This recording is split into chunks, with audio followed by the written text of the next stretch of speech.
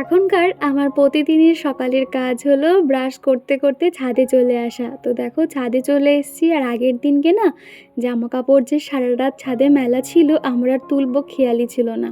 তো সেগুলো তুলে নিয়ে গেলাম, আর আমি হাতে করে পাউরুটি এনেছিলাম। আর হ্যাঁ, আজকের দিনটা যেহেতু রবিবার, তো ভাবলাম ওদেরকে একটু ভালো খাবার দিই, পাউরুটি দিয়েছিলাম। দেখো ওদিকে কাকগুলো খেতে থাকছে। আর ওদিকে সবথেকে একটা ভালো জিনিস খেয়াল করলাম, একটা কাকের ছোট বাচ্চা না ওই উপরের একটা ছাদে বসে আছে, ওর মা রুটিগুলো নিয়ে নিয়ে ওই ছোট বাচ্চাটাকে খাওয়াচ্ছে। এত ভালো লাগছিল দেখতে। তো তারপরে আর কি আমি ছাদে ব্রাশ করে ওখানেই মুখ ধুয়ে নিয়েছি, যেহেতু ট্যাপ কল লাগানো আছে। তো মুখ টুক ধুয়ে এখন চলে এসেছি নিচে। খানিকটা চিকেন রয়েছে, তো ভাবলাম আজকে এইটুকুনি চিকেন দিয়ে কি করব, তার থেকে একটু চিকেন চাও বানিয়ে নিই সকালে টিফিনে। আর আজকে তো চিকেন এমনি আনা হয়েছে, রোববার মানেই তো যেন বাড়িতে চিকেন হবেই। তো সেই জন্য সকালে আজকে ঝটপট টিফিন বানাচ্ছি। আর এই প্রচণ্ড গরমের মধ্যে না বিশ্বাস করো এনার্জি হয় না যে সকালে টিফিন বানাবো, বেলায় আবার ভাত তরকারি রান্না বান্না করব। সেই জন্য প্রায় বলতে পারো সকালে টিফিন বানানো ছেড়েই দিয়েছি। ওই একটুখানি খাওয়ার ইচ্ছে হলে সন্ধেবেলা কিছু একটা বানিয়ে নিই, তা না হলে তো বানানোই হয় না। তো আজকে সময় পেয়েছি, খানিকটা মতন হাক্কা নুডলস ছিল, ওটা দিয়েই আর কি চিকেন চাউটা বানাচ্ছি। ওদিকে চাউটা বয়েল করে নিয়েছি, আর তারপরে দেখো এদিকে খুব সাদামাটাভাবেই বানাবো। একটু পেঁয়াজ নিয়ে নিয়েছি, পেঁয়াজটাকে লাল লাল করে ভেজে নিয়েছি, আর একটা ডিম ফেটিয়ে দিয়েছি। আর এই মিক্স চাউমিনটা খেতে কিন্তু দারুণ লাগে, তবে এটা কিন্তু আরও স্পাইসি করা যেত। তবে ভাবলাম যেহেতু এটা সকালে খাবো, সেই জন্য বেশি কিছু আর স্পাইসি করলাম না, হালকাভাবেই বানিয়েছিলাম। তাই এমনি খেতে ভালো লাগছিল। আর এমনিতে যে কোনো রেসিপিতে ডিম বলো কিংবা চিকেন বলো পড়লে কিন্তু আলাদাই টেস্ট হয়ে যায়। তো তারপরে দেখো নুডলসগুলোকে দিয়ে দিচ্ছি, আর এই নুডলসগুলো কিন্তু অনেকটা মোটা মোটা হয়, আর যার জন্য খেতেও কিন্তু অন্যরকম টেস্ট লাগে। আমি তোমাদেরকে জানিয়েছিলাম আমাদের যে জামাকাপড়গুলো লাগে না, কিংবা চিকুর যে জামাকাপড় ছোটো হয়ে গেছে, এক্সট্রা জামাকাপড়গুলো কিন্তু আমি আশ্রমে দিয়ে দিই। এতদিন পর্যন্ত আর কি পাশে একটা দিদি ছিল, তাকে আমি জামাকাপড়গুলো দিতাম। তবে আমি এখন করে একটা আশ্রমের সঙ্গে যোগাযোগ করেছি, ওখানেই জামাকাপড়গুলো দিই। তো আমাকে কমলিকা চৌধুরী আইডি থেকে এক বন্ধু বলেছে, আচ্ছা তুমি যে জামাকাপড়গুলো আশ্রমে দাও সেগুলো কি কেচে ধুয়ে দাও, জানিও প্লিজ। প্রথমেই বলি, জামাকাপড় আমি কাচা ধোয়া করে ভাঁজ করে সুন্দর করে ব্যাগে প্যাক করে ওদের জন্য রেখে দিই, যাতে ওরা এসেই মাত্র নিয়ে যেতে পারে। আর এমনিতেও দেখবে যারা আশ্রম থেকে জামাকাপড় কালেক্ট করে, ওরা কিন্তু খুব ভালো করে সেই জামাকাপড়গুলো আবার সেগুলোকে ধোয়াধুয়ি করে তারপরেই কিন্তু বাচ্চাদেরকে দেয়। ওদের বিভিন্ন রকম প্রসেস রয়েছে, পরের কোনো একটা ভিডিওতে জানতে চাইলে বলো, তাহলে ডিটেলসে বলে দেবো। তো ওদিকে চাউটা বানিয়েছি। চিকুর পাপা এখন যেহেতু বাজারে গেছে, ও আসলে একসঙ্গে খাওয়া দাওয়া করব, সেই জন্য টিফিন বক্সে করে রেখে দিলাম। আর বাদ বাকিটা চিকুকে দিয়েছি, সে এখন ওদিকে খাচ্ছে। আর এখন চলে এসছে আমি বিছানাটা পরিষ্কার করে নেব। চিকুর যেহেতু এখন সামার ভ্যাকেশনের ছুটি রয়েছে, যার জন্য সে কিন্তু খুব আনন্দ করছে। আর অতটাও ওকে চাপ দিচ্ছি না, যেহেতু এখন হোমওয়ার্কও বেশি দেয়নি, ওই 2-1 পৃষ্ঠা মতন দিয়েছে, সেগুলো ঠিক করিয়ে নিতে পারবো। সেই জন্য সকাল টাইমটা ওকে এখন করে আর পড়াই না, ওর মতন ও একা একা পড়তে থাকে। ওকে সন্ধেবেলা করে ভালো করে পড়াই। তো যাই হোক, তারপরে কিন্তু চলে এসেছি বিছানাটা পরিষ্কার করতে। আর আমি যখনই বিছানা পরিষ্কার করতে আসি, এই খাটের রেলিংগুলো না বিছানা গোছানোর পর মনে পড়ে যে এটা আমাকে পরিষ্কার করতে হবে। সেই জন্য আজকে আর ভুল করিনি, আগে ভাগেই রেলিংগুলোকে মুছে নিচ্ছি, তারপর বিছানা ঝেড়ে বালিশগুলোকে সাজিয়ে নেব। আর জান্নাতুন বাকিয়া বলেছো ইউটিউব স্ক্রল করছিলাম, তোমার ভিডিও এসেছে তাই কিনা নোটিফিকেশান পেয়ে সঙ্গে সঙ্গে লাইক দিয়ে ভিডিও দেখা শুরু করলাম। তোমার ভিডিও দেখাটা আমার কাছে নেশা হয়ে গেছে, খুব ভালো হয়েছে ভিডিওটা। থ্যাংক ইউ জান্নাতুন, এইভাবেই পাশে থেকো। আর ভিডিওতে লাইক দিলে না আমি অনেক মোটিভেট হই, বিশ্বাস করো। আর নেহা আমাকে জিজ্ঞাসা করেছো তুমি লক্ষ্মী ভাণ্ডার পেতে? হ্যাঁ নেহা, আমি লক্ষ্মী ভাণ্ডার এতদিন পর্যন্ত পেয়ে এসেছি। আর আগের দিনের ভিডিওতে যে ছোট্ট ছোট্ট কিউট কিউট জারগুলো দেখিয়েছিলাম, তো সেটা দেখে শাহিবা আমাকে কমেন্ট করেছো, খুব সুন্দর লাগলো দীপা আজকের ভিডিওটা।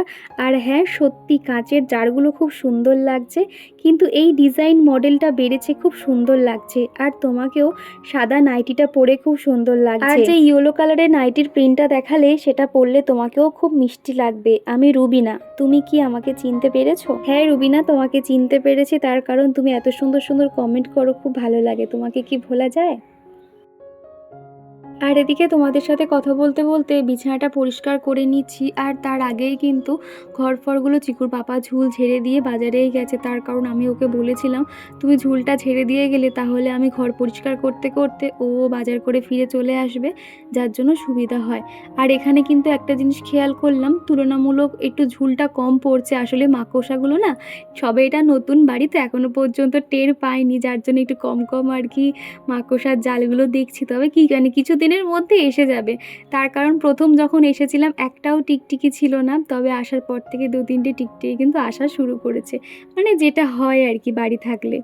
তো যাই হোক, এদিকে দেখতে পাচ্ছ আমার বেডরুমটা কিন্তু সুন্দর করে গুছিয়ে নিয়েছি।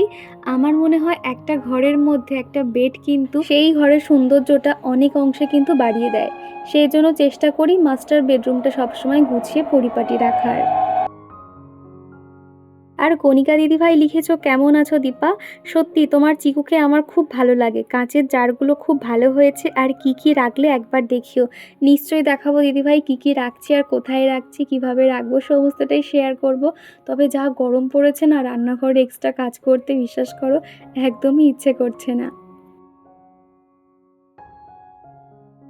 শোকেসের এই জায়গাটাতে না তাড়াহুড়োর সময় যখন ওই জামা কাপড় বার করি একটুখানি অগোছালো হয়ে যায়, যেহেতু ছোট জায়গা তো খুব ধীরে ধীরে বার করতে হয়। তো সেই জন্য এই জায়গাটা একটু অগোছালো হয়ে গেছিলো, আবার ঠিকঠাক করে গুছিয়ে নিচ্ছি। সপ্তাহে এই রবিবারটার জন্য না আমরা একটু অপেক্ষা করি যে কবে শনি রবিবারটা আসবে, যাতে এক্সট্রা কাজকর্মগুলো করে নিতে পারি। আর এই রবিবার এলেই কিন্তু আমাদের মধ্যে খুঁটিনাটি বিষয় নিয়ে ঝগড়া হবেই হবে, বিশেষ করে ঘর গোছানোর জন্য। দেখো, যেগুলো আমি করতে পারি না ওর ভরসায় থাকি তো, আর যখন ও না বলে তখন আমি আবার একটু রেগে যাই, তার কারণ তোমরা তো জানোই আমার এটা ম্যানিয়া হয়ে গেছে ঘর বাড়ি সুন্দর করে পরিপাটি রাখার।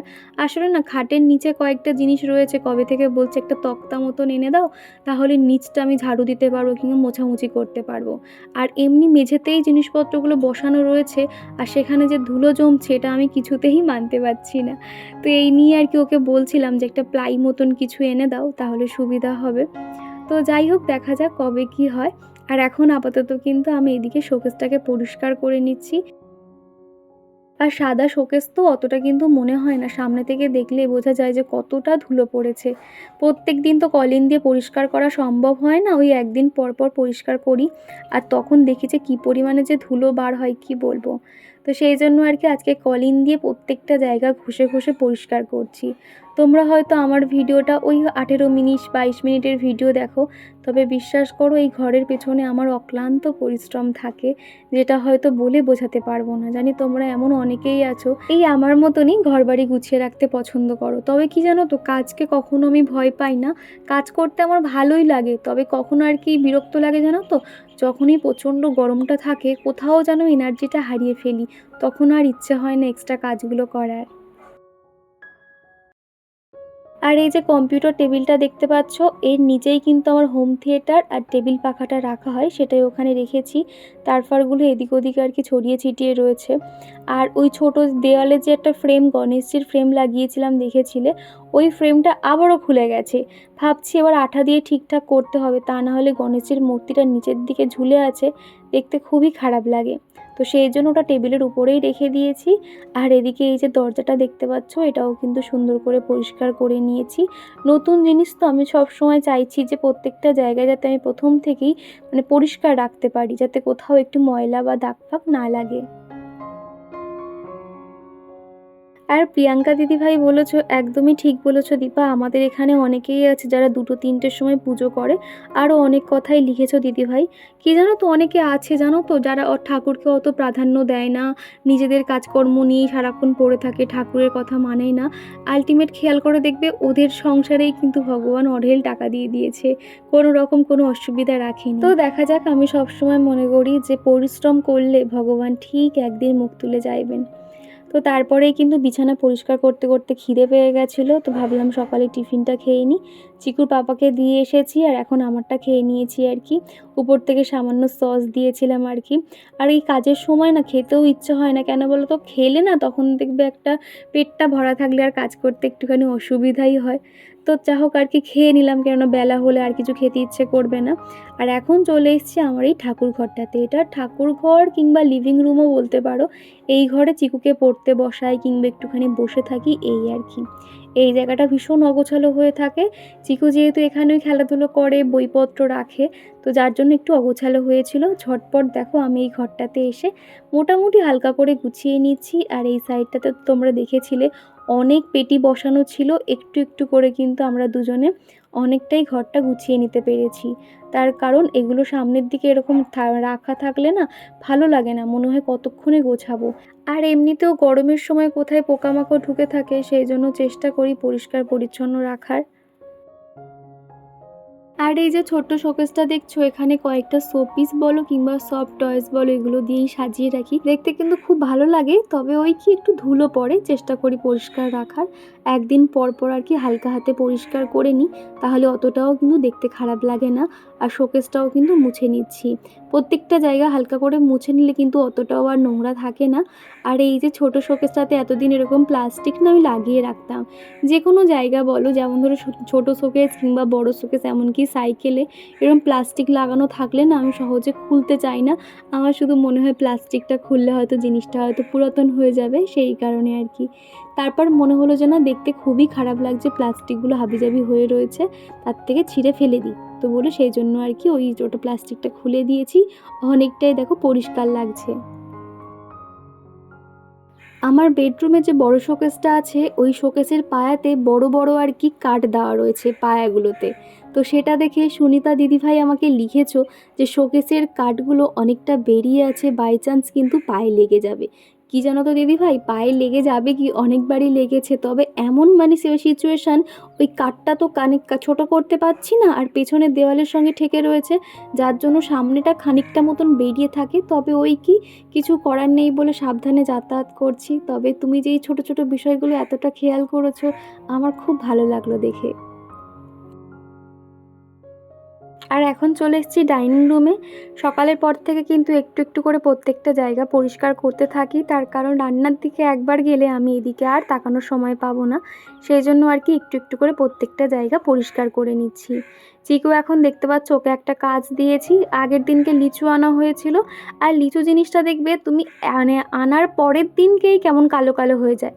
তো সেই জন্য বললাম এরকম ডাঁটি থেকে ছিঁড়ে ছিঁড়ে ঝুড়িতে রাখতে, তাহলে আমি ফ্রিজে রেখে দিতে পারবো, আর অতটা কিন্তু নষ্ট হবে না। আর বড় যে একটা সাদা ব্যাগ দেখলে, ওর মধ্যেই মুদিখানার বাজারগুলো আনা হয়েছে, তো ওগুলোই ওর মধ্যেই আছে। ভাবছি বিকেলের দিকে প্রত্যেকটা আর কি মুদিখানার জায়গাটা গুছিয়ে নেব, আর কন্টেনারগুলোও রিফিল করে নেব।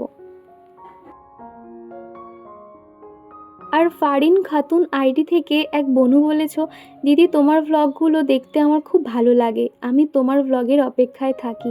থ্যাংক ইউ গো বনু, এইভাবে পাশে থেকো, তোমার কমেন্টটা পেয়ে ভালো লাগলো।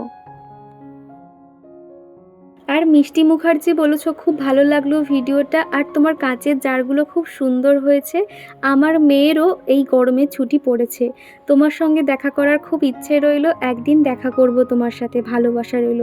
থ্যাংক ইউ মিষ্টি, আমারও ভীষণ ইচ্ছে তোমাদের সঙ্গে দেখা করার, তবে কোনো দিন যদি দেখা হয়ে যায় খুব খুশি হব কিন্তু আমি। তো যাই হোক, তোমার বাড়ি কোথায় অবশ্যই তাহলে জানিও। আবারও তোমাদের সঙ্গে দেখা হচ্ছে সেই অনেকক্ষণ বাদে আর কি, কেননা এর মাঝে রান্নাবান্না ছিল, আর মাঝে গ্যাসও শেষ হয়ে যায়, তো সেই জন্য আমি কোনো রকম আর ক্যামেরা অন করিনি, ওই ইন্ডাকশান গ্যাসের মধ্যেই রান্নাবান্না করে নিয়েছিলাম। আজকে রান্না করেছিলাম ওদিকে দেখলে স্যালাড, আর এদিকে কুমড়ো চিংড়ি দিয়ে আলু দিয়ে একটা মাখা মাখা চচ্চড়ি, সাথে হয়েছিল চিকেন। এই ছিল দুপুরের খাওয়া দাওয়া। তারপরে খেয়ে দিয়ে এখন এই যে বাইরেটা এসেছি, পুরো জায়গাটা উঠোনে না জল দিয়ে ধুয়ে দিয়েছি। এত ধুলো ধুলো হয়েছিল, প্রত্যেক দিনই ঝাড়ু দিই, তাও তো রাস্তার পাশে একটু ধুলো ধুলো থাকে, সেই জন্য পাইপে করে জল নিয়ে প্রত্যেকটা জায়গা ধুয়ে দিয়েছি। আর এই যে মানি প্ল্যান্টের ডোকগুলো দেখতে পাচ্ছ, আমার একটা মানি প্ল্যান্ট থেকে এত বড় বড় ডোক বেরিয়েছে, যার জন্য কেটে ছোট করে দিয়েছি। আর সেই ডোকগুলোই নিয়ে কাচের বোতলে সাজিয়ে রেখেছি। দেখতে কেমন লাগছে জানিও কিন্তু। আরও অনেক গাছ লাগানোর ইচ্ছে আছে, তবে কি জানো তো, আমি অনলাইন থেকে যে গাছগুলো অর্ডার করেছি সেগুলো এখনও পর্যন্ত আসেনি।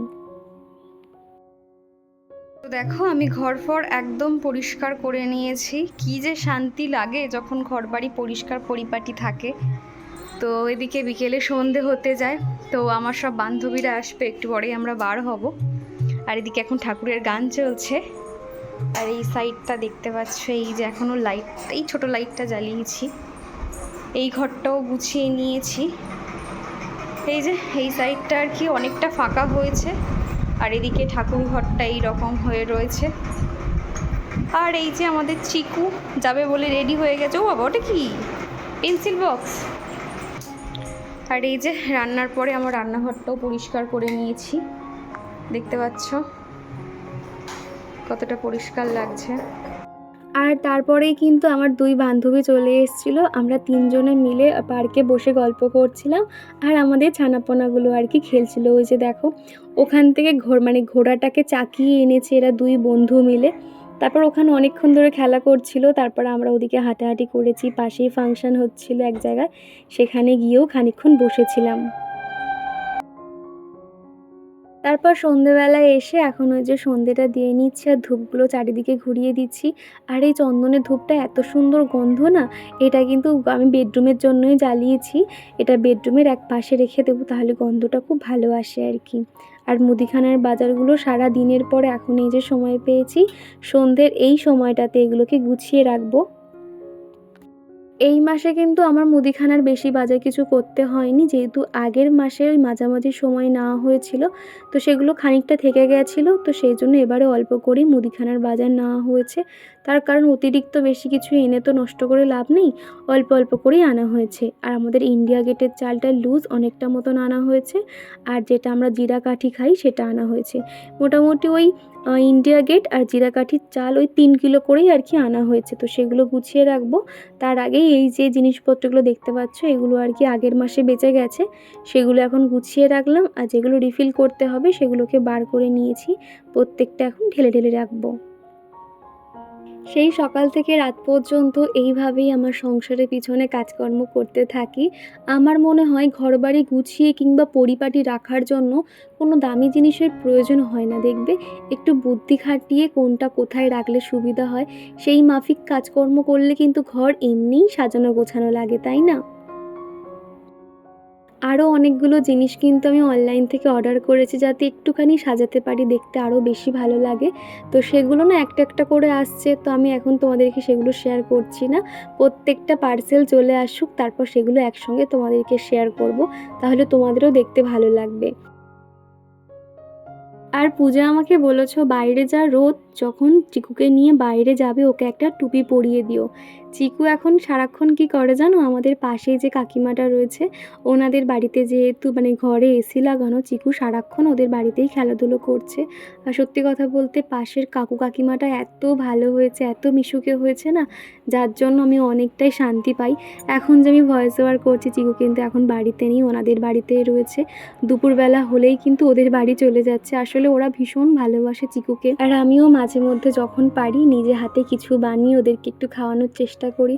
আসলে আমি এমনই, আমাকে যদি কেউ 1% ভালোবাসা দেয় না, আমি তাকে 10% ভালোবাসা কতক্ষণে ফেরত দেবো, বা আমাকে কেউ কিছু উপকার করলে আমিও যে তাকে কিভাবে উপকার করব, আমার এটাই বারবার মনে হতে থাকে। তো যাই হোক, খুব ভালো আর কি আমাদের মধ্যে বন্ডিংটা হয়েছে। তো চিকু এখন ওখানটাতেই সময় কাটায়, তো বাইরে ঘাটে এখন তো একদমই নিয়ে যাচ্ছি না, কেননা খবরে দেখবে বারবার বলছে যে বাইরে যত কম প্রয়োজন প্রয়োজন ছাড়াই একদম বার না হওয়াই উচিত, কেননা এই রোদের মধ্যে না বেশি বেশি করে জল খাওয়া উচিত। আমি তো একটা বড় বোতলে করে গ্লুকন-ডি সারাক্ষণ গুলে রাখি, যখন ইচ্ছে হচ্ছে ঠান্ডা ঠান্ডা খাচ্ছি। আর এই ঠান্ডা খাওয়ার চক্করে মাঝে মধ্যে কিন্তু একটু ঠান্ডাটাও লেগে গেছে। আর চিকুর তো এমনি যখন স্কুলে যাতায়াত করতো তখন থেকে ঠান্ডাটা লেগে রয়েছে, যেহেতু ওদের ক্লাসরুমে এসি ছিল, বাইরে বার হলেই গরম, সেই জন্য আর কি। তো এইভাবে আর কি চলছে। তো যাই হোক, এখন দেখতে পাচ্ছ মুদিখানার যে বাজারগুলো আনা হয়েছিল সেগুলো গোছানোর পরে যেগুলো রিফিল করার মতন ছিল, এই সন্ধ্যের টাইমটাতে এই কাজটা করে নিচ্ছি। কেননা কালকে সোমবার, আবার চিকুর পাপার অফিস রয়েছে, আবার সকালে রান্নাবান্না করতে হবে, সেই জন্য এই এক্সট্রা কাজগুলো আমি এখন গুছিয়ে নিচ্ছি। আমাদের যেহেতু এখানে একতলা বাড়ি, উপরে ছাদ আছে, যার জন্য টানা রোদটা থাকে, তো বেলার দিকে প্রচণ্ড পরিমাণে গরম লাগে, তবে সন্ধ্যের পর থেকে কিন্তু বেশ কিন্তু ঘরটা ঠান্ডা হয়ে যায়, যেহেতু দক্ষিণের জানালা, এত সুন্দর ঠান্ডা বাতাস হয়। এই যে দেখো না, রান্নাঘরে কাজ করছি, জানালা দুটো খুলে দিয়েছি, খুব সুন্দর কিন্তু হাওয়া আসছে, আর কাজ করতে কিন্তু অতটা কষ্ট মনে হচ্ছে না। আর ভাবছি আজকে আদা রসুনটা একটু পেস্ট করে রাখবো, তবে ওই যে আর টাইম পাইনি, কারণ এই কাজ করতে করতে আমার পুরো 1.5 ঘন্টা লেগে গেছিলো। আসলে মুদিখানার জিনিসগুলো গোছাতে না অনেকটা সময় লাগে, কেননা ভেবে চিন্তে রাখতে হয় কোনটা কোথায় রাখছি না রাখছি। আর শ্রাবন্তী দিদিভাই বলেছো, দীপা কেমন আছো? আমি ভালো আছি দিদিভাই, তুমি কেমন আছো অবশ্যই জানিও। আর চন্দন সাউ কমেন্ট করেছো, হাই, আমি ঝাড়খণ্ড থেকে তোমার ভিডিও দেখছি। থ্যাংক ইউ গো, অত দূর থেকে ভিডিও দেখার জন্য। আর এদিকে কন্টেনারগুলো রিফিল করে নিয়েছি, এখন মুছে মুছে জায়গায় রেখে দেবো। তো চলো বন্ধুরা, আজকের ভিডিওটা এই পর্যন্ত রাখছি। ভিডিওর কোনো অংশ ভালো লেগে থাকলে প্লিজ লাইক করে